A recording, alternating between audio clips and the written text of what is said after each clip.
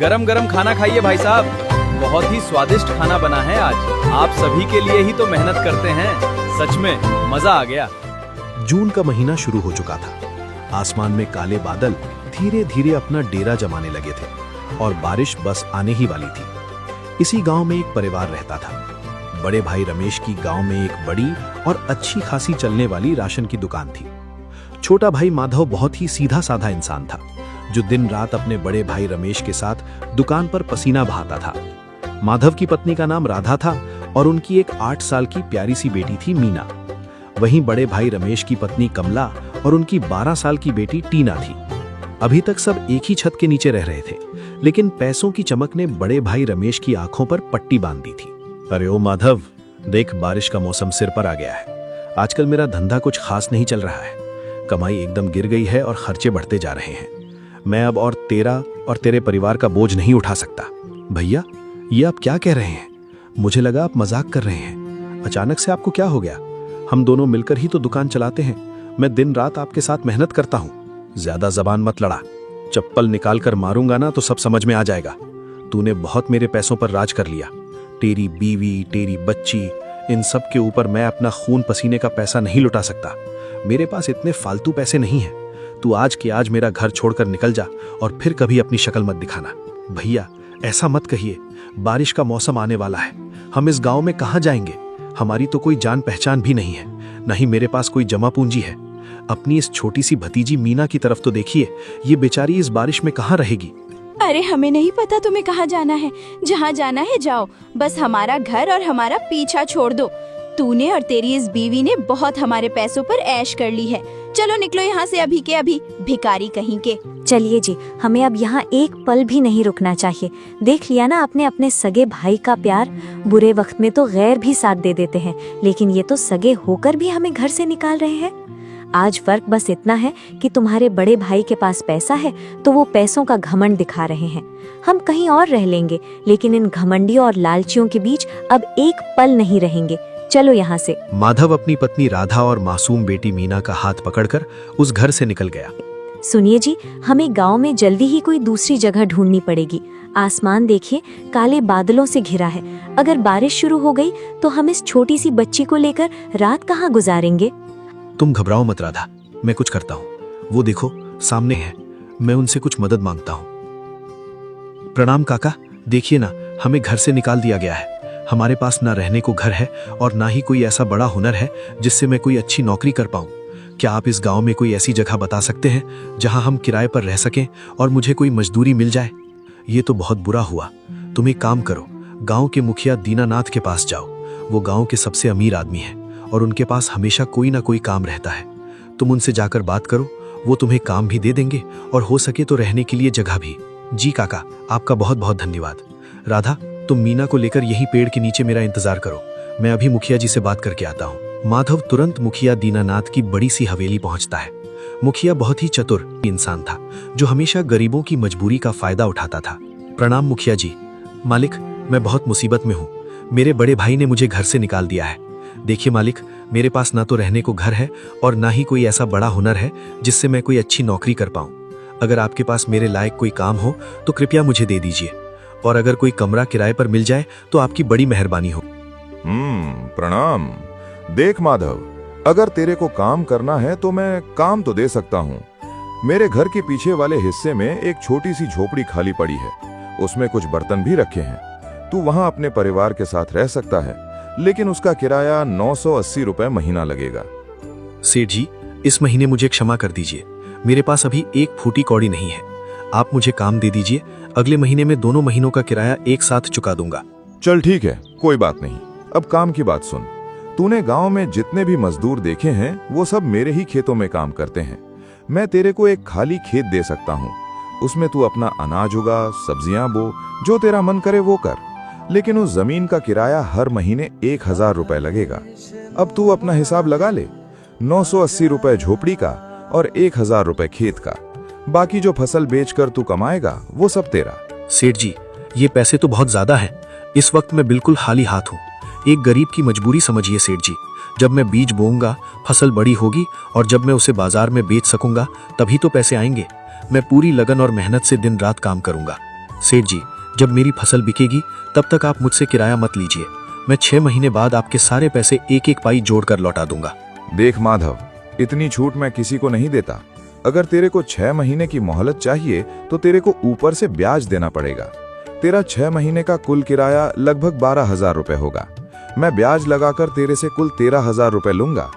जब तेरी फसल तैयार हो जाए तब तू बाजार में बेचकर मेरे पैसे आराम से दे देना। बोल, मंजूर है? ठीक है सेठ जी, आपका बहुत बहुत धन्यवाद कि आपने मुझ गरीब की मजबूरी समझ ली। मैं 6 महीने बाद आपके सारे पैसे एक एक पाई जोड़कर लौटा दूंगा।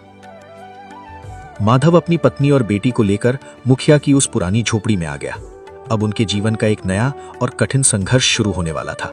राधा, सुनो, मैंने सेठ जी से 6 महीने का समय मांगा है। मुझे लगता है कि हम 6 महीने में 2-3 बार जल्दी उगने वाली फसल उगाकर अच्छा मुनाफा कमा सकते हैं। हमें दिन रात एक करना होगा। हाँ जी, ये बहुत अच्छी बात है। आप बिल्कुल चिंता मत कीजिए। मैं भी खेतों में आपके साथ कंधे से कंधा मिलाकर काम करूंगी। और हाँ, सरकार की तरफ से जो गरीबों के लिए राशन आता है वो भी 6-7 दिनों में हमें मिल जाएगा। जब तक फसल नहीं आती हम उसी सरकारी राशन से अपना गुजारा कर लेंगे। कम से कम हम भूखे तो नहीं मरेंगे। अगले ही दिन से माधव और राधा अपने काम में जुट गए।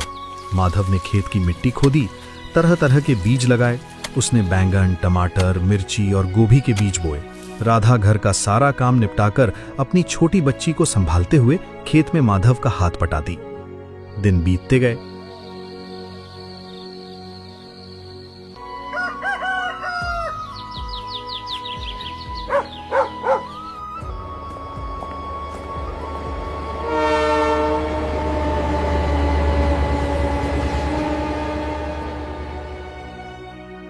पंद्रह 20 दिनों की कड़ी मेहनत के बाद खेत में छोटी छोटी हरी हरी फसलें लहलहाने लगीं। देखो राधा, हमारी मेहनत रंग ला रही है। कितनी अच्छी फसल हुई है। मैंने टमाटर, गोभी, मिर्ची सब अपने हिसाब से लगाया है। जब ये बड़ी होंगी तो हम इन्हें बाजार में बेचकर बहुत अच्छा मुनाफा कमाएंगे। पिताजी, जब हमारे पास बहुत सारे पैसे आ जाएंगे तो क्या आप मेरे लिए नए कपड़े लाएंगे? देखिए ना, मेरे कपड़े कितने फट गए हैं। अब मुझे ये पहनने का बिल्कुल मन नहीं करता। हाँ मेरी प्यारी बच्ची, बस कुछ दिन और रुक जा।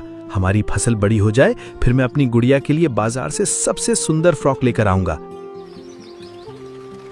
देखते ही देखते 2 महीने बीत गए।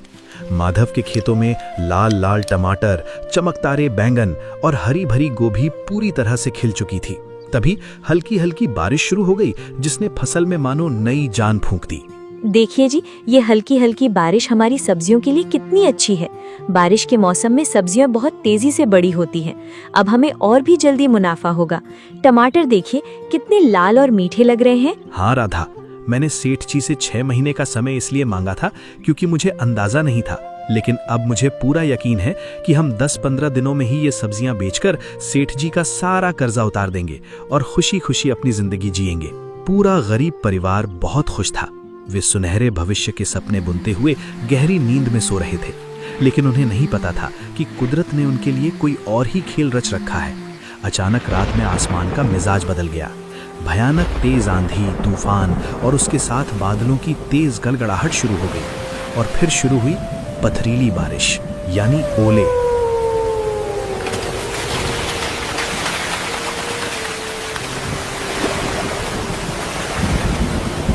हे भगवान, ये क्या हो रहा है?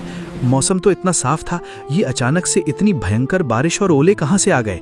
राधा, राधा उठो, जल्दी चलो, हमें अपने खेत को बचाना होगा। हमारी महीनों की मेहनत, हमारा खून पसीना सब बर्बाद हो जाएगा। माधव और राधा भागते हुए खेत की तरफ गए। वहां का नजारा देखकर उनके पैरों तले जमीन खिसक गई। तेज बारिश और ओलों की मार से उनके पौधे टूट टूट कर गिर रहे थे। खेत में पानी भर चुका था। हे भगवान, इतनी तेज बारिश, हम इन छोटे छोटे पौधों को कैसे बचाएंगे? मुझे कुछ समझ नहीं आ रहा है। तुम यहीं रुको, मैं अभी एक बड़ी सी तिरपाल यानी थिन लेकर आता हूँ। हम उसे पौधों के ऊपर तानकर खड़े हो जाएंगे ताकि ओले सीधे फसल पर न गिरें। माधव भागकर एक बड़ी पॉलिथिन ले आया। दोनों पति पत्नी उस भयंकर तूफान और तेज बारिश में भीगते हुए पूरी रात उस तिरपाल को पकड़कर खड़े रहे। लेकिन कुदरत के आगे इंसान की क्या बिसात। बारिश इतनी तेज और बेरहम थी कि उनका कोई भी प्रयास काम नहीं आया। सुबह होते होते तूफान तो शांत हो गया, लेकिन माधव की सारी फसल पानी में डूबकर सड़ चुकी थी। सब कुछ तबाह हो गया था। जो हो गया सो हो गया, लेकिन हे भगवान, हम गरीबों के साथ ही इतना बुरा क्यों होता है? आखिर हमने किसी का क्या बिगाड़ा था? अब हम सेठ का कर्जा कैसे चुकाएंगे? अब हम क्या खाएंगे? मैं पूरी तरह से टूट गया हूँ राधा। मेरी हिम्मत जवाब दे चुकी है। मेरी सारी मेहनत, मेरे सारे सपने इस पानी में बह गए। अब मेरा कुछ भी करने का मन नहीं कर रहा है। बचपन से आज तक मैंने कभी पढ़ाई भी नहीं की, वरना कोई छोटी मोटी नौकरी ही कर लेता। अब तो मैं पूरी तरह से टूट चुका हूँ। तूफान ने गरीब माधव की सारी फसल और उम्मीदें एक ही रात में तबाह कर दी थीं। लेकिन कहते हैं ना, जब सारे दरवाजे बंद हो जाते हैं तो ऊपर वाला कोई ना कोई खिड़की जरूर खोल देता है। माधव हार मानकर मायूस बैठा था, लेकिन उसकी पत्नी राधा ने हार नहीं मानी थी। सुनिए जी, ऐसे हाथ पर हाथ रखकर बैठने से काम नहीं चलेगा। जो हो गया सो हो गया। अब रोने से वो फसल वापस तो नहीं आ जाएगी। अगर हम इसी तरह उदासी में डूबे रहे तो बीमार पड़ जाएंगे। हमें अपनी इस छोटी सी बच्ची के लिए कुछ सोचना होगा। आप हिम्मत मत हारिए। मैं क्या सोचूं राधा? मेरे पास कोई दूसरा हुनर भी तो नहीं है कि मैं कहीं जाकर नौकरी कर लूं। बचपन से आज तक मैंने कभी पढ़ाई भी नहीं की, सिर्फ भैया की दुकान पर बोरे ही ढोए हैं। अब तो मैं पूरी तरह से टूट चुका हूँ। देखिए, मेरे दिमाग में एक बात आ रही है। बारिश का मौसम चल रहा है और अभी हमारे पास सेठ जी का कर्जा चुकाने के लिए लगभग 4 महीने का वक्त बाकी है। क्यों ना हम अपनी एक भोजन थाली की दुकान खोलें? आपको तो पता है, मेरे पिताजी बचपन में हलवाई थे और मैंने उनसे बहुत सी चीजें सीखी थी। मैं बहुत ही स्वादिष्ट और खुशबूदार खाना बना लेती हूँ। इस बारिश के मौसम में गाँव के अमीर लोगों को घर में खाना बनाना वैसे भी आलस का काम लगता है। उन्हें अगर गर्मा गर्म खाना मिल जाए तो वो जरूर खाएंगे। हाँ पिताजी, माँ सच कह रही हैं। आपको याद है, एक बार माँ ने राजमा चावल और रोटी सब्जी बनाई थी। वो कितना स्वादिष्ट बना था। मेरे मुंह में तो अभी भी उसका स्वाद है। मैं तो उस दिन उंगलियां ही चाटती रह गई थी। बात तो तुम्हारी बहुत अच्छी है राधा, हम कोशिश कर सकते हैं, लेकिन इसके लिए बर्तन, राशन और ठेला गाड़ी चाहिए होगी। हमारे पास तो फूटी कौड़ी नहीं है। हम ये सब कैसे करेंगे? सुनिए, सेठ जी भले ही लालची हैं, लेकिन मुझे लगता है कि उनके दिल के किसी कोने में थोड़ी सी इंसानियत बाकी है। उन्होंने हमें यहाँ रहने का मौका दिया था। आप एक बार फिर से उनसे जाकर बात करके देखिए, शायद वो मान जाए। नहीं तो हम कुछ और सोचेंगे। अपनी पत्नी की बात मानकर माधव एक आखिरी उम्मीद लेकर फिर से सेठ दीनानाथ के पास पहुंचा। उसने सेठ को अपनी सारी परेशानी और नया काम शुरू करने की बात बताई। देख माधव, मैं इतनी ज्यादा छूट किसी को नहीं देता। मेरा पैसा कोई पेड़ पर नहीं उगता जो मैं लुटाता फिरूं। लेकिन तेरी कहानी सुनकर और तेरी उस मासूम सी बेटी और बीवी की हालत देखकर मैं तुझे एक आखिरी मौका दे रहा हूं। मैं तेरी मदद करूंगा, लेकिन एक शर्त पर। तुझे मेरा पैसा भारी ब्याज के साथ लौटाना होगा। सेठ जी, आपका ये एहसान मैं जिंदगी भर नहीं भूलूंगा।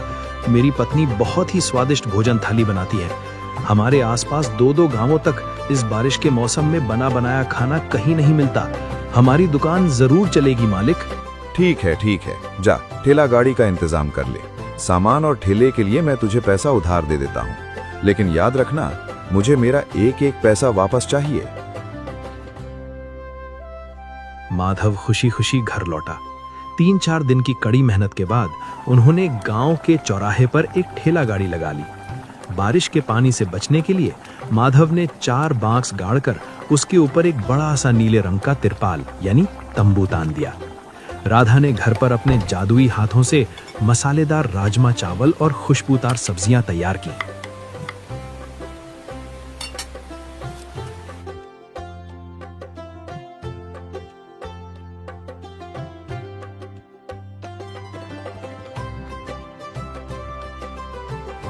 और उसे ठेले पर सजा दिया।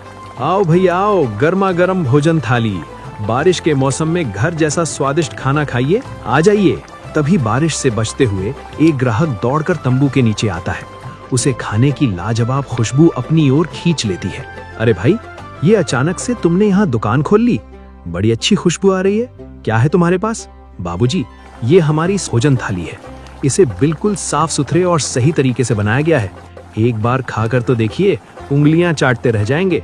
अच्छा, तो क्या भाव है इस प्लेट का? ज्यादा नहीं बाबूजी, हाफ प्लेट सिर्फ 20 रुपए की है और फुल प्लेट सिर्फ 30 रुपए की। माधव और राधा ने जानबूझकर ये तरकीब लगाई थी। 20 रुपए का हाफ प्लेट सिर्फ नाम के लिए था, ताकि लोगों को 30 रुपए की फुल प्लेट सस्ती और सही लगे। अरे, 20 रुपए की आधी प्लेट खाने से अच्छा है 30 रुपए की फुल प्लेट ही खा लूं। 10 रुपए में दुगनी मिल रही है। लाओ भाई, एक 30 रुपए वाली फुल प्लेट लगा दो। जैसे ही ग्राहक ने पहला निवाला मुंह में रखा, उसके चेहरे पर एक अजीब सी खुशी छा गई। वाह, अरे वाह, क्या तड़का है, क्या स्वाद है, मजा आ गया भाई। मैंने आज से पहले ऐसा स्वादिष्ट खाना कभी नहीं खाया। तुम एक काम करो, 30-30 रुपए वाली 2 प्लेटें मेरे लिए पैक भी कर दो। मैं अपने घर परिवार को भी ये खाना खिलाऊंगा। धीरे धीरे ये बात पूरे गांव में आग की तरह फैल गई। उस नीले तिरपाल के नीचे लोगों की भारी भीड़ लगने लगी। राधा के हाथ का जादू चल गया था। दिन ढलते ढलते उनकी सारी भोजन थालियां बिक गईं। रात को जब माधव और राधा ने पैसे गिने तो उनकी आंखें फटी की फटी रह गईं। अरे बाप रे, सुनिए जी, आज की हमारी कमाई पूरे 1460 रुपए हुई है। इतनी ज्यादा कमाई, हे भगवान, तेरा लाख लाख शुक्र है। इसके बाद उन्होंने पीछे मुड़कर नहीं देखा। देखते ही देखते 4 महीने बीत गए। उनकी भोजन थाली की चर्चा दूर दूर के गांवों तक होने लगी। उनकी कमाई इतनी अच्छी हुई कि उन्होंने सेठ दीनानाथ का सारा पैसा ब्याज के साथ चुका दिया। सेठ जी, ये रहे आपके सारे पैसे। आपके एहसान की वजह से आज हमारे बुरे दिन खत्म हो गए हैं। अगर आप उस दिन मदद नहीं करते तो हम तो बर्बाद ही हो गए थे। आपका बहुत बहुत धन्यवाद। अरे वाह माधव, तूने तो कमाल कर दिया। मुझे खुशी है कि मैंने अपने पैसे सही जगह लगाए, जहां से मुझे इतना अच्छा ब्याज और मुनाफा मिला। जुग जुग जियो। समय का पहिया घूमता रहा। 7-8 महीने बीत गए।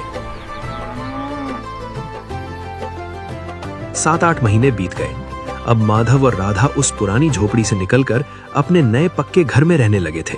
उनका घर पक्का था, पक्की छत थी और वे अब अच्छे कपड़े पहनने लगे थे। मीना अब बहुत खुश थी। उनकी जिंदगी खुशियों से भर गई थी। दूसरी तरफ माधव के बड़े भाई रमेश का धंधा बिल्कुल ठप पड़ गया था। उसके लालच ने उसे ले डुबाया था। जब रमेश को माधव की तरक्की के बारे में पता चला तो वो बेशर्मों की तरह अपना मुंह लेकर माधव के नए पक्के घर पहुंच गया। अरे मेरे प्यारे भाई माधव, मुझे माफ कर दे यार, मुझसे बहुत बड़ी गलती हो गई थी। खून आखिर खून होता है। मैं चाहता हूं कि अब हम दोनों भाई फिर से एक साथ रहें, एक साथ धंधा करें। सोच, जब हम दोनों मिल जाएंगे तो हमारी कमाई दुगनी हो जाएगी। माधव अपनी शराफत में कुछ बोलने ही वाला था कि तभी राधा बीच में आ गई। उसने जो जवाब दिया उसने रमेश की बोलती बंद कर दी। बस कीजिए रमेश भैया, आपको ये सब बोलते हुए थोड़ी भी शर्म नहीं आई? जब हम गरीब थे, उस भारी बारिश में आपने अपनी सगी भतीजी और अपने भाई को धक्के मारकर घर से निकाल दिया था। तब आपको खून का रिश्ता याद नहीं आया? आज जब हमारी तरक्की देखी, हमारे पक्के मकान देखे, तो आप भाई भाई का नाटक करने आ गए। कान खोल कर सुन लीजिए, हमें ऐसे स्वार्थी और मतलबी रिश्तेदारों की कोई जरूरत नहीं है। आप अभी के अभी हमारे घर से बाहर निकल जाइए। रमेश अपना सा मुंह लेकर वहां से चुपचाप चला गया, क्योंकि उसे अपने कर्मों की सजा मिल चुकी थी। दूसरी ओर माधव और राधा ने अपनी मेहनत, समझदारी और ईमानदारी से अपनी दुनिया फिर से बसा ली थी दुनिया के सबसे अच्छे माता पिता हैं। और वे अब हमेशा के लिए खुशी खुशी रहने लगे थे। दोस्तों, आप 2 मिनट निकाल के मेरी बात सुन सकते हो क्या? मैं आप लोगों से कुछ बात करना चाहता हूँ। मैं आप लोगों को ये बताना चाहता हूँ, आपने ये जो पूरी स्टोरी देखी ना, ये मैंने अकेले नहीं बनाया। आपने इस कहानी में जैसे देखा, पहले तो उसके बड़े भाई ने निकाला, उसके बाद एक गरीब जो अपना कैरेक्टर था, मेन कैरेक्टर, वो गया मतलब बाहर गांव में दूसरे घर गया, देन सेठ के पास गया, फिर नौकरी मिलना, फिर उनका खेत खराब होना, फिर लास्ट में उनका दिमाग में ऐसा भोजन थाली का आना। तो ऐसी स्टोरी सोचने में दोस्तों बहुत ही टाइम लगता है। तो मैं आप लोगों से बस ये मैं विनती करता हूँ कि मेरी इस मेहनत के लिए आप दोस्तों एक थोड़ा सा सपोर्ट दे दीजिए, ताकि जब मेरे सब्सक्राइबर बने और मैं वीडियो बनाऊँ, मेरे को और भी ज़्यादा मज़ा आए। क्योंकि दोस्तों, जब मैं रात तक जाके वीडियो बनाता हूँ, जब मैं देखता हूँ मेरे सब्सक्राइबर बढ़ रहे हैं, मेरे को बहुत ज़्यादा खुशी होती है। तो बस आप लोग एक क्लिक कर सकते हो दोस्तों, जैसे जिससे मेरे को बहुत ज़्यादा खुशी मिले, और एक लाइक एंड सब्सक्राइब कर देना, ताकि मेरे को और भी ज़्यादा मोटिवेट मिले और मैं और भी ऐसे वीडियो बनाते रहूँ दोस्तों। बस ये आपके हाथ में है। अगर आपको मेरी वीडियो अच्छी लगे तो एक थोड़ा सा सपोर्ट दिखा देना, एक प्यारा सा कमेंट करके। धन्यवाद।